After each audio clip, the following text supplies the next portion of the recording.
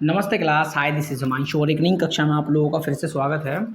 इस चैप्टर के जस्ट पहले वाले पार्ट में हम लोगों ने ये जाना था कि मैक्रो इकोनॉमिक्स क्या होता है, क्योंकि जो नई बुक संदीप गर्ग की बुक है नई वाली, उसके अंदर इस बार what is macroeconomics add हो चुका है, तो आप उसको जाके बहुत प्यार से देख सकते हो। 1 नंबर या 3 से 4 नंबर के हिसाब से वो बड़ा इंपॉर्टेंट टॉपिक है। डील। Second phase. आज इस वीडियो के अंदर हम लोग डिस्कस करेंगे कि सर्कुलर फ्लो ऑफ इनकम होता क्या है।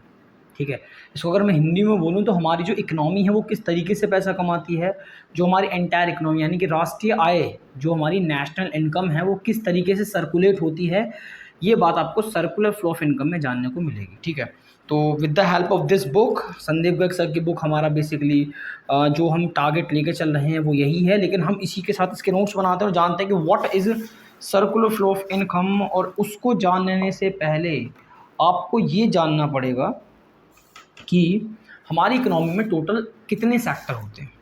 ठीक है, हमारी इकोनॉमी में टोटल कितने सेक्टर होते हैं, और उन सेक्टर को जानने के बाद आपको ये पता चलेगा कि सर्कुलर फ्लो ऑफ इनकम किस तरीके से कार्य करता है। तो हम लोगों को सबसे पहले जानना है, ठीक है, basically sectors of the economy. तो इसका जवाब रहेगा 4 सेक्टर्स ऑफ द इकोनॉमी। हमारी इकोनॉमी में टोटल कितने सेक्टर हैं? 4। अब वो कौन कौन से? तो सबसे पहला जो सेक्टर है इसका नाम है हाउस होल्ड सेक्टर। ठीक है, यानी कि जिसको बोला जाता है घरेलू क्षेत्र। अब बेसिकली होता क्या है कि हाउस होल्ड सेक्टर एक ऐसा सेक्टर है जहाँ पे आपको कौन पाया जाएगा? हाउस होल्ड सेक्टर के अंदर आपको बेसिकली ये कंज्यूमर नाम का व्यक्ति पाया जाएगा। ठीक है, कौन पाया जाएगा? कंज्यूमर पाया जाएगा। या फिर मैं एक बहुत सिंपल सी भाषा बोलूँ तो आपको ऑनर, मालिक पाए जाएंगे। किसके? Owner of factor of production. बहुत सारा, मतलब बहुत साधारण सी भाषा में मैंने आपको बताया कि आपका जो हाउस होल्ड सेक्टर होता है एक ऐसा सेक्टर होता है जिसमें हम या आप जैसे लोग रहते हैं। अब हम या आप जैसे लोगों को जनरली कंज्यूमर कहा जाता है कि कंज्यूमर वो व्यक्ति होता है। कंज्यूमर कौन होता है? कंज्यूमर वो व्यक्ति होता है जो कंज्यूम करता है। कंज्यूम को हिंदी में बोला जाता है उपभोग करना। उपभोग का मतलब हो सकता है कंज्यूम करना, या फिर और ऐसे लिख देना यूज़ करता है। किसको? कंज्यूम करता है या यूज़ करता है किसको? बेसिकली गुड्स एंड सर्विसेज को। ठीक है, तो ये आपको कहाँ से मिल जाएगा? हाउस होल्ड सेक्टर से। उसके बाद एक शब्द और है कि owner of factor of production, और फैक्टर ऑफ प्रोडक्शन का एक नाम और होता है फैक्टर सर्विसेज। अब ये क्या चीज़ है सर? देखो sir, in goods and services को बनाने के लिए जिस जिस चीज़ की हेल्प चाहिए होती है, जिस जिस चीज़ की नीड होती है, उनको कहा जाता है फैक्टर ऑफ प्रोडक्शन। यानी कि कोई भी गुड्स एंड सर्विसेज अगर आपको प्रोड्यूस करनी है तो जिन चीज़ों की आवश्यकता होगी उनको फैक्टर ऑफ प्रोडक्शन या फिर फैक्टर सर्विसेज कहा जाता है। और वो भी हमारे इस हाउस होल्ड सेक्टर से ही मिलते हैं, हमारे और आपके घरों से ही मिलते हैं। ठीक है, तो ये कहोगे हमारे और आपके घर होंगे, ठीक है, जहाँ पे एक आम व्यक्ति अपना जीवन बिताता है। तो सबसे पहला सेक्टर तो हो गया आपका हाउस होल्ड सेक्टर। मेरा भाई दूसरा जो सेक्टर है वो है आपका कौन सा? इन्होंने लिखा है बेसिकली प्रोड्यूसिंग। ठीक है, प्रोड्यूसिंग सेक्टर, या फिर मैं इसको लिख दूंगा प्यार से फॉर्म्स। ठीक है, अब जैसा इनका नाम है प्रोड्यूसिंग सेक्टर, तो यहाँ पे आपको कौन पाएंगे? यहाँ पे आपको पाएंगे प्रोड्यूसर्स। तो बेसिकली यहाँ पे कौन मिलते हैं? यहाँ पे मिलते हैं प्रोड्यूसर्स। ठीक है, अब प्रोड्यूसर्स कौन होते हैं सर? प्रोड्यूसर्स वो लोग होते हैं जो गुड्स एंड सर्विसेज का प्रोडक्शन करते हैं। प्रोड्यूसर्स कौन होते हैं? जो, शॉर्ट में लिख रहा हूँ, गुड्स एंड सर्विसेज का क्या करते हैं? प्रोडक्शन करते हैं। प्रोडक्शन करते हैं किसकी मदद से?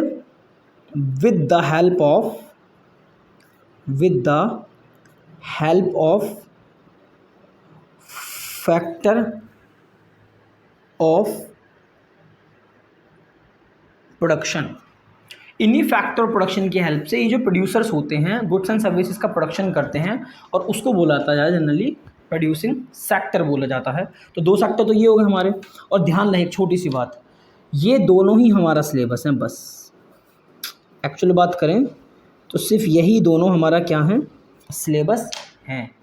ठीक है, बाकी जो हम पढ़ेंगे वो अभी अब एक्स्ट्रा नॉलेज के लिए पढ़ेंगे। बात करते हैं कि what is the third sector. Third sector होता है सर हमारा कौन सा, गवर्नमेंट सेक्टर, यानी कि हमारी भारत सरकार क्या है, गवर्नमेंट सेक्टर। अब मुद्दा ये आता है कि गवर्नमेंट सेक्टर होता क्या है। तो government sector house hold sector की ज़रूरतों को भी पूरा करता है कुछ हद तक, और प्रोड्यूसिंग सेक्टर की ज़रूरतों को भी पूरा करता है एक तरीके से।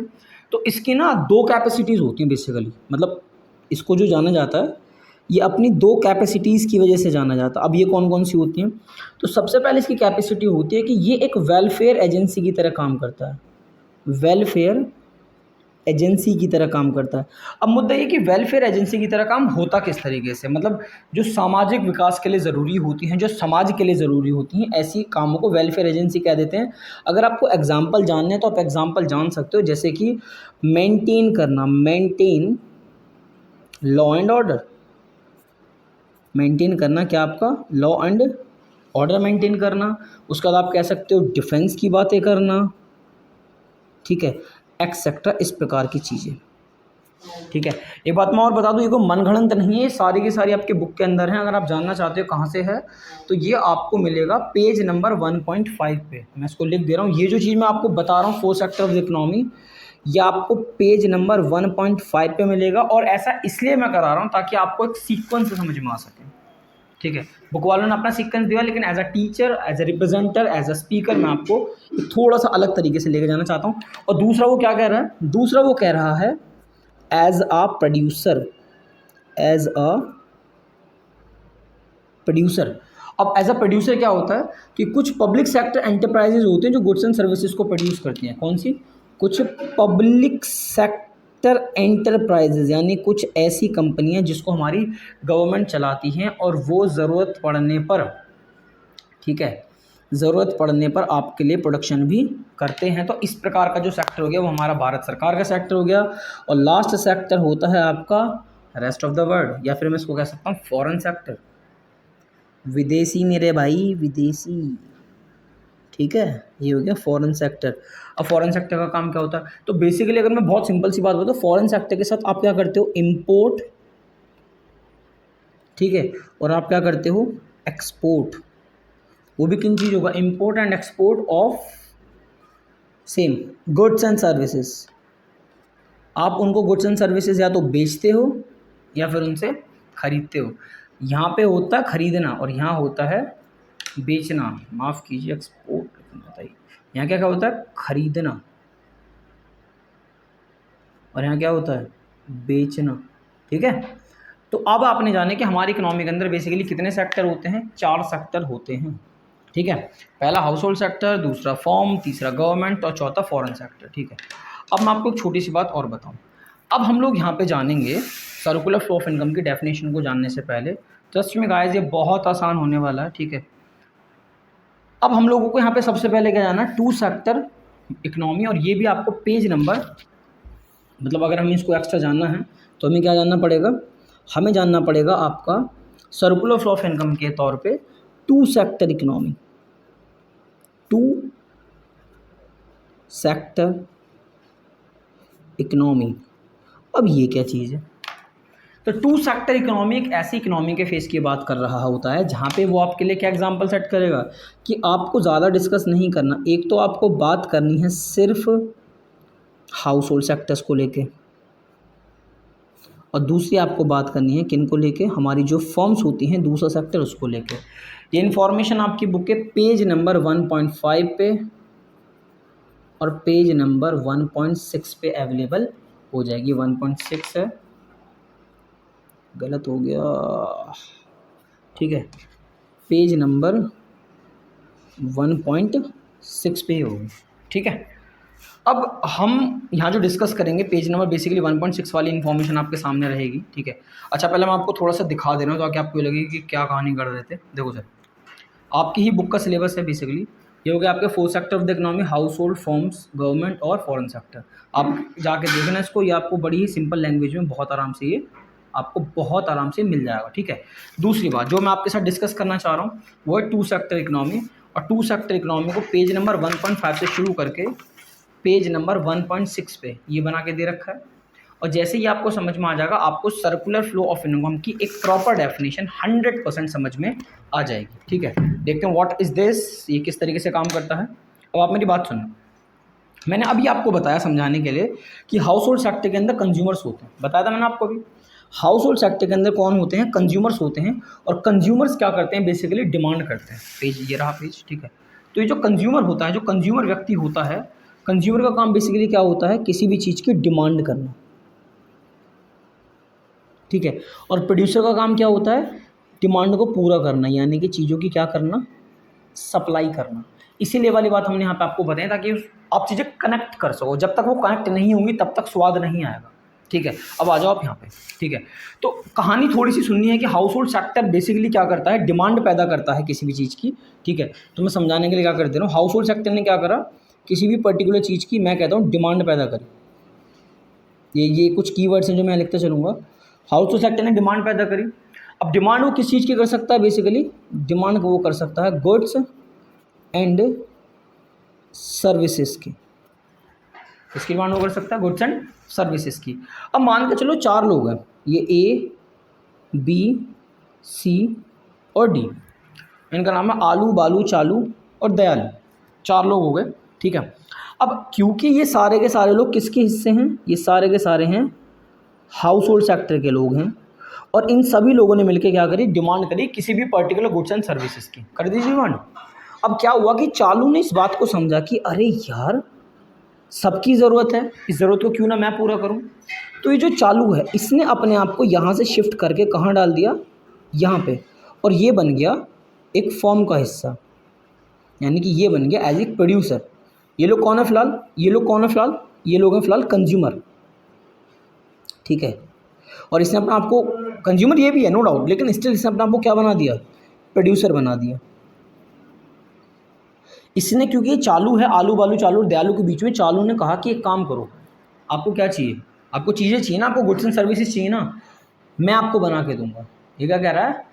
चालू कह रहा है कि मैं आपको बना के दूंगा, लेकिन मुझे आवश्यकता है कुछ ज़रूरत की चीज़ों की, जिनको कहा जाता है फैक्टर सर्विस। तो सी ने किस बात के लिए कहा? कि सी ने एज ए प्रोड्यूसर कहा कि मैं आपको ये सारी गुड्स एंड सर्विसेज बना के दूंगा, आपकी जो डिमांड है उसकी जो सप्लाई है वो मुझसे ले लेना, लेकिन मुझे कुछ चीज़ों की आवश्यकता है।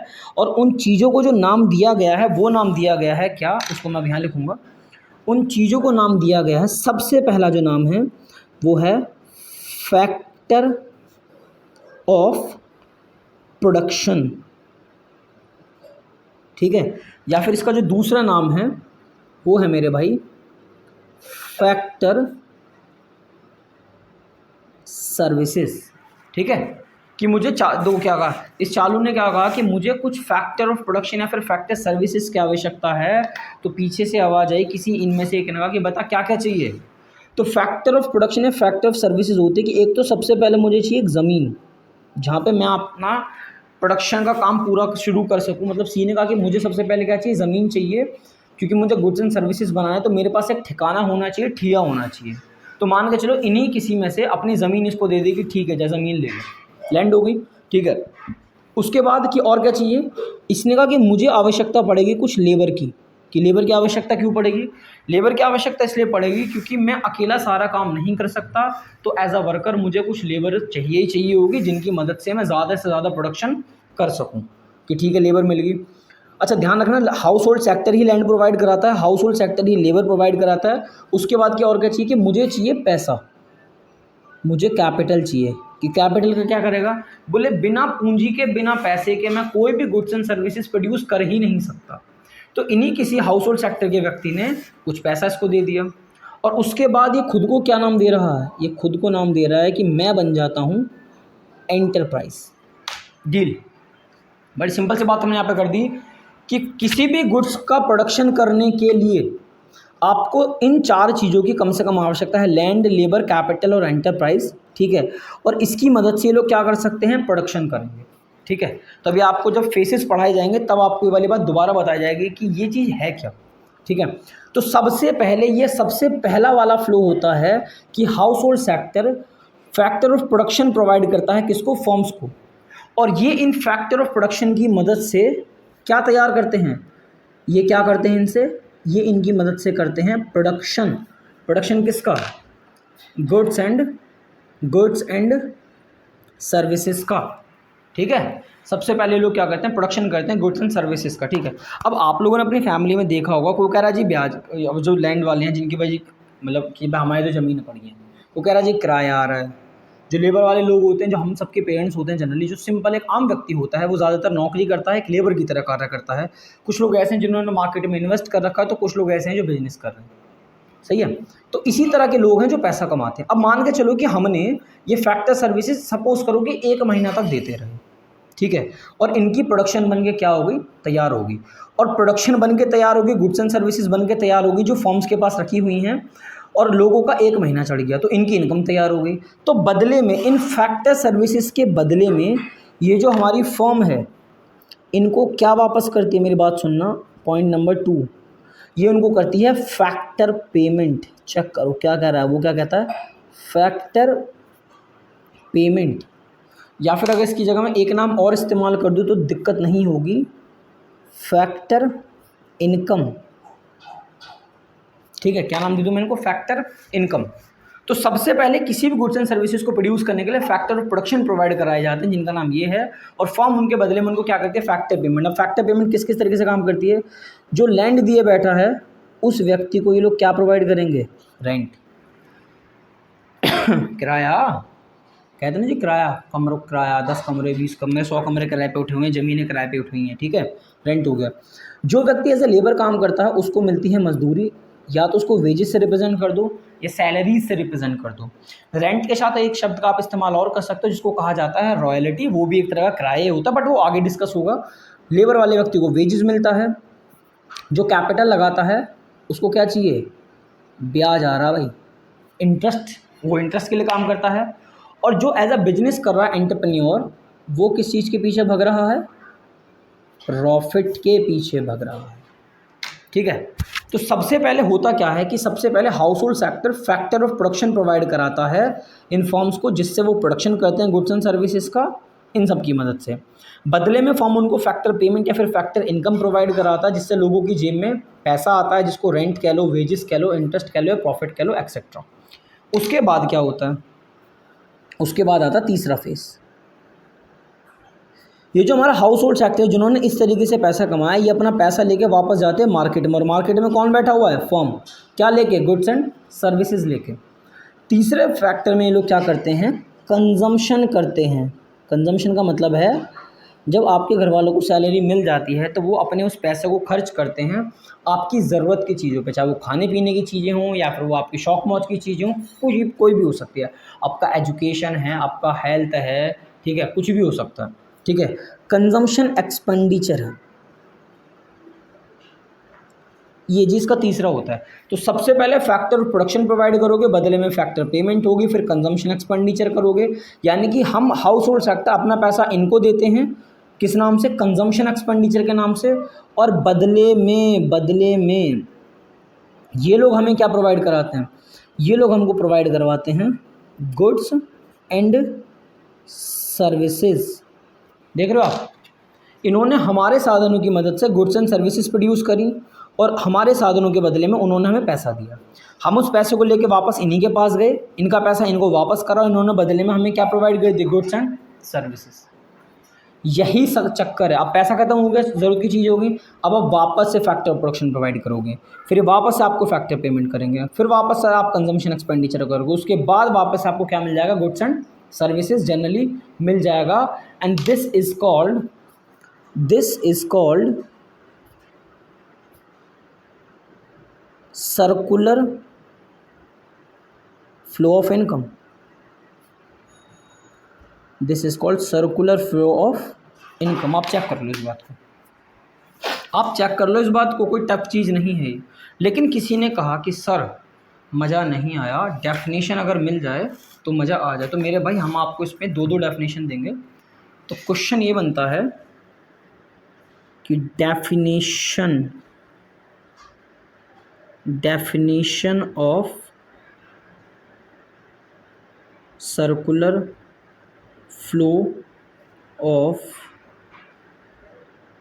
इनकम। अब मैं आपको पहले बुक से दिखा दे रहा हूँ, फिर मैं आपके यहाँ बात करूँगा। ठीक है, यहाँ जाओ। देखो भाई, इन्होंने कहानी गढ़ी, फर्म्स के ऊपर बात करी, ठीक है। फिर फर्म्स में पेमेंट, फर्म्स प्रोड्यूस करती हैं goods and services, firm payment करती हैं, हाउस होल्ड सेक्टर उस पैसे को खर्च करता है गुड्स एंड सर्विसेज खरीदने में, है ना। हाउस होल्ड सेक्टर स्पेंड करता है इस पैसे को गुड्स एंड सर्विसेज को खरीदने में। तो ये सारी कहानी वही है जो हमने बताई है आपको। ये इसकी बड़ी सिंपल डेफिनेशन है, यहाँ से लेके यहाँ तक की मैं पढ़ के बता दे रहा हूँ, फिर लिखूंगा मैं। Income flow first from firm to household in the form of factor payment and then from household to firm in the form of consumption expenditure. That's it. उसके बाद ये भी पढ़ेंगे कि meaning of circular flow of income, जिसमें हमें क्या पढ़ने को मिलेगा, फेसिस पढ़ने को मिलेगा। बट इससे पहले हम एक बार इसकी डेफिनेशन लिख लेते हैं, अपनी बुक के माध्यम से देख लो, येलो वाली है, देख लेना। कुछ ऐसा नहीं है कि मैं अपनी तरफ से बना रहा हूँ, मैं अपनी तरफ से कोई भी मनगढ़ंत कहानी नहीं बना रहा हूँ, ठीक है। रबड़ का गई, पेंसिल चल गई हमारी, ठीक है। अब देखो, डेफिनेशन लिखनी है इसकी, ठीक है। डेफिनेशन लिखते हैं, हमने इसका लिखा आंसर। तो क्या कहता है वो, क्या कहता है वो, कहता है इनकम फ्लो, यानी कि पैसे का flow. Income flows first from, मैं इस बात को मेंशन करूंगा, फर्स्ट फ्रॉम, ठीक है, फर्म्स टू हाउस होल्ड। ध्यान रखना, form first from form to household. सबसे पहले क्या होता है कि हमारी फॉर्म हाउस होल्ड सेक्टर को पैसा देती हैं in the form of factor payments. Check करो, in the form of factor payments, ठीक है। फिर क्या होता है, एंड देन, ठीक है, फ्रॉम, फिर क्या कह रहा है वो, households to firms. Check करो, household to firms in the form of consumption expenditure.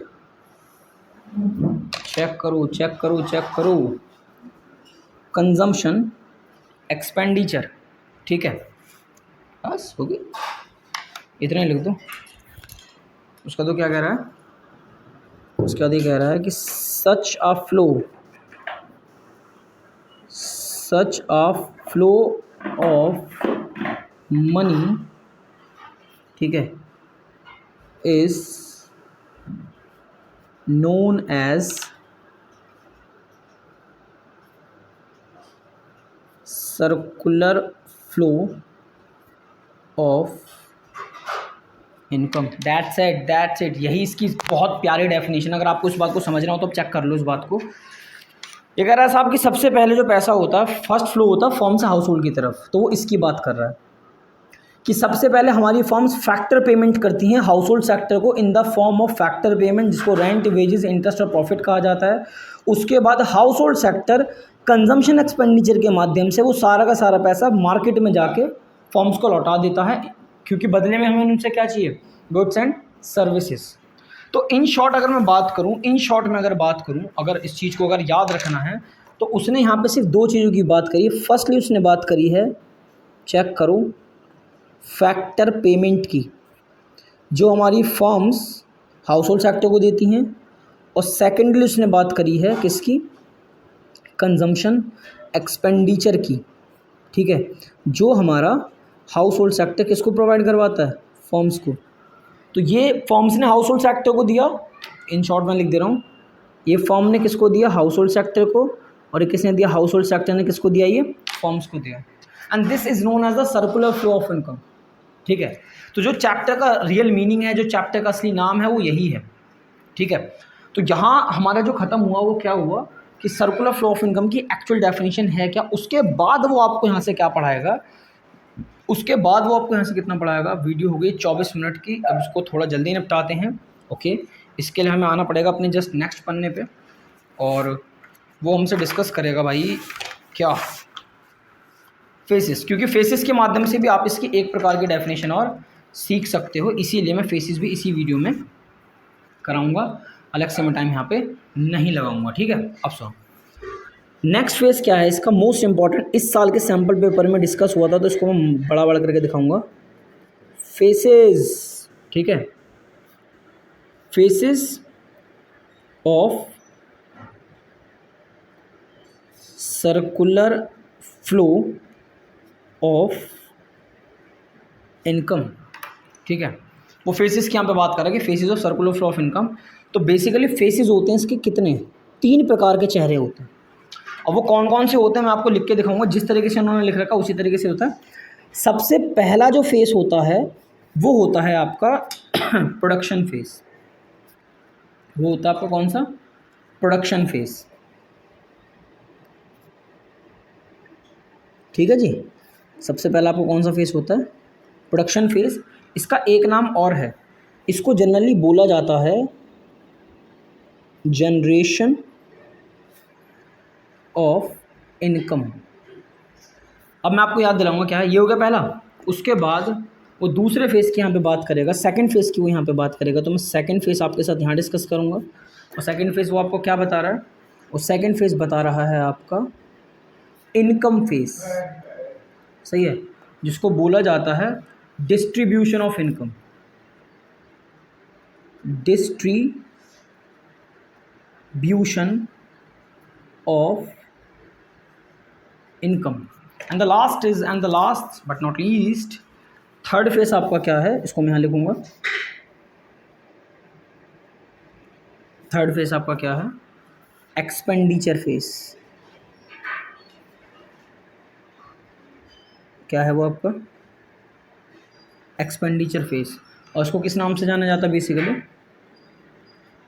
Disposition, ठीक है, ऑफ इनकम। अगर मैं आपको बता दूं तो इस साल सैम्पल पेपर में ये क्वेश्चन 1 मार्क्स का था, उन्होंने यही चीज़ करके एक बार ये गायब कर दिया, एक बार ये गायब कर दिया, एक बार ये गायब कर दिया, तो आपको पता होना चाहिए। अब अगर आपको बताऊँ तो प्रोडक्शन फेज की अगर हम यहाँ पे बात करें, तो जो अभी हमने सीखा उसी को रिकॉल करने की आवश्यकता है। फैक्टर ऑफ प्रोडक्शन की हेल्प से आप क्या करते हो, प्रोडक्शन, तो वो इस चीज़ को कहता है क्या, पहला वाला जो हमारा सबसे पहला ऑप्शन होता है, जो हमारा हाउस होल्ड सेक्टर फर्म्स को प्रोवाइड करता है, तो इसी फैक्टर ऑफ प्रोडक्शन को जो हमारा हाउस होल्ड ने फर्म को दिया उसको बोला जाता है प्रोडक्शन फेज, जो मैंने यहाँ पे लिखा भी था। दूसरा फेज क्या है कि हमारी जो फर्म है वो फैक्टर पेमेंट्स करती है किसको, हाउस होल्ड सेक्टर को, तो इसको बोला जाता है बेसिकली इनकम फेज, या फैक्टर इनकम बोलो या फैक्टर पेमेंट बोलो, बात एक ही है। तो ये लोगों के लिए इनकम होता है, इसको बोला जाता है इनकम फेज। और तीसरे फेज में लोग क्या करते हैं कि अपना पैसा कंज्यूम करके खर्च कर देते हैं, अपना पैसा खर्च कर देते हैं अपने कंजम्पशन पे, तो उसको बोला जाता है एक्सपेंडिचर फेज। तो कुल मिला के वो तीनों वही के वही फेज हैं, ठीक है। बट अगर ये भी कि सर थोड़ा सा एक बार और फ्रेशली हो जाए, हमें थोड़ा सा और समझ में आ जाएगा, तो मेरे भाई प्रोडक्शन करते हैं किसका, ये लोग गुड्स एंड सर्विसेज का, with the help of factor of production. इसलिए मैं इसको पेंसिल से लिख रहा हूँ ताकि थोड़ा सा अलग मेंशन हो सके, ठीक है। डक्शन, ION, ठीक है, प्रोडक्शन। दूसरा फेज क्या होता है आपका, इनकम फेज होता है। अब इनकम फेज में क्या होता है कि आप लोग यहाँ पे बात कर रहे होते हो फैक्टर पेमेंट की जनरली, बल्कि प्रोडक्शन फेज को जनरेशन ऑफ इनकम भी कहा जाता है, क्योंकि जब लोग फैक्टर ऑफ प्रोडक्शन प्रोवाइड कराते हैं तो लोग इस बहाने अपनी इनकम को जनरेट करते हैं, फैक्टर पेमेंट के माध्यम से उनकी इनकम जनरेट हो जाती है, और फर्म, ये जो फर्म है वो डिस्ट्रीब्यूट कर देती है किसको, फर्म डिस्ट्रीब्यूट कर देती है इनकम को, किस सेक्टर को, पर्टिकुलरली हाउस होल्ड सेक्टर को। और तीसरे में क्या होता है कि हमारा जो हाउस होल्ड सेक्टर है वो कंजम्पशन में अपने सारा पैसा खर्च कर देता है, यानी कि बेसिकली वो बात कर रहा है कंजम्पशन एक्सपेंडिचर की। तो ये 3 फेजेस हमारे इकोनॉमी के होते हैं, और इन 3 फेजेस के दम पे मेरे भाई, इन 3 फेजेस के दम पे भी आप सीख सकते हो मीनिंग ऑफ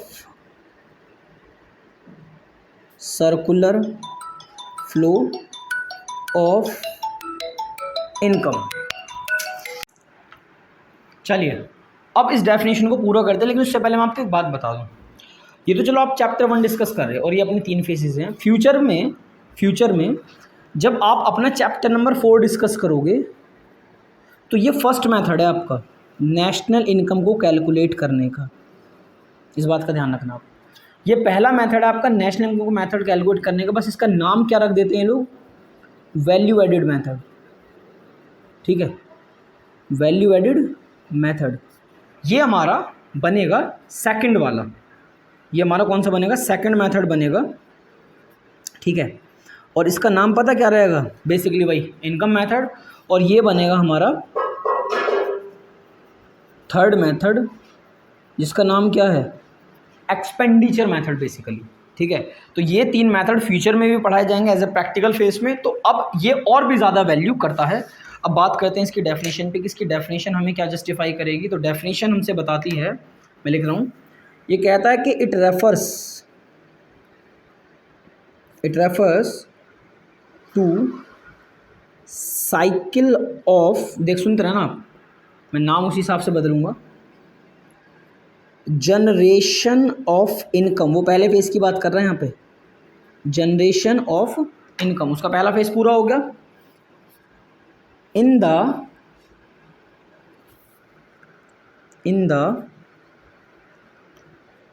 प्रोडक्शन प्रोसेस, ठीक है।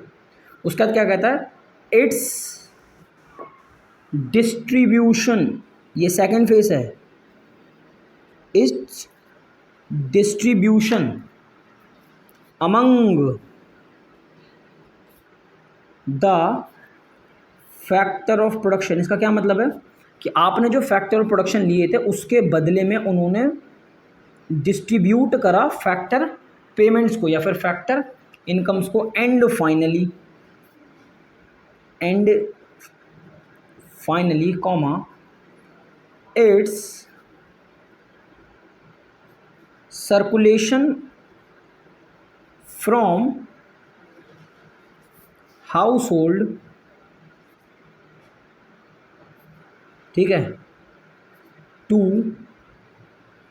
Forms in the form of what, consumption expenditure, in the form of consumption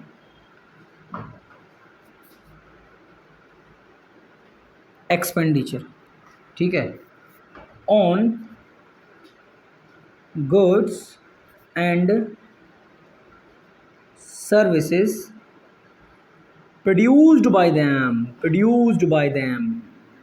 ठीक है। ये लो साहब, जो चीज़ अब एक्सप्लेन करी थी कि सबसे पहले प्रोडक्शन करते हैं तो उससे उनकी इनकम जनरेट होती है, फिर ये डिस्ट्रीब्यूशन करते हैं किसका, इसी जनरेशन ऑफ इनकम का, क्योंकि बदले हमने उनसे क्या लिया था, हमने इन लोगों से लिया था factor of production. And finally house hold sector वो पैसा खर्च कर देती है कंजम्पशन एक्सपेंडिचर के नाम से, क्योंकि उनसे क्या चाहिए होती है, गुड्स एंड सर्विसेज। तो ये हुआ। इसके बाद एक वीडियो इसमें छोटी सी और बनेगी जिसमें आप लोग पढ़ोगे क्या कि आपका टाइप्स ऑफ सर्कुलर फ्लो क्या होता है बेसिकली। तो मैं इस टारगेट जो हमारा जो नेक्स्ट वाला पॉइंट जो हमें पढ़ना है उस बात को मेंशन कर दे रहा हूँ कि हमें जो जैसे इसके बाद वाला फेज पढ़ना है वो क्या पढ़ना है, हमें टाइप्स पढ़ने हैं, types of circular flow of income, ठीक है, सर्कुलर फ्लो ऑफ इनकम। और जस्ट इसके बाद एक टॉपिक इसमें और रह जाएगा, स्टॉक एंड फ्लो बेसिकली, और फिर एक दो पॉइंट छोटे मोटे और एक्स्ट्रा, दैट्स इट, फिर ये चैप्टर हमारा हो जाएगा डन। बट फिलहाल ये video done. Thank you so much.